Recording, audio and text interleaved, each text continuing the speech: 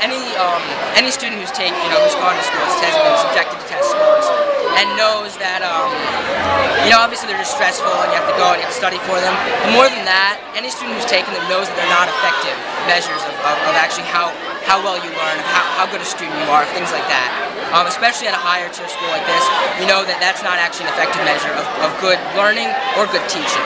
And even I think at lower end schools, I have friends at some of the schools that aren't as well performing, and even they will tell you that what they learn in the classroom, they learn some great things in the classroom that aren't measured on these tests. And it's really important that people know that that we get the word out, because I think policymakers think that the setting standards is always the god.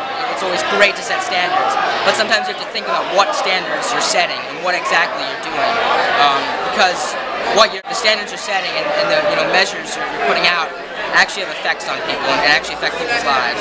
So you have to make sure that your standards and your measures are actually good measures before you implement them. And I think that's one of the key concerns we have with the bill. I think for the CMTs, the CAPs, a lot of time was spent studying, but and it was a waste of time, I think.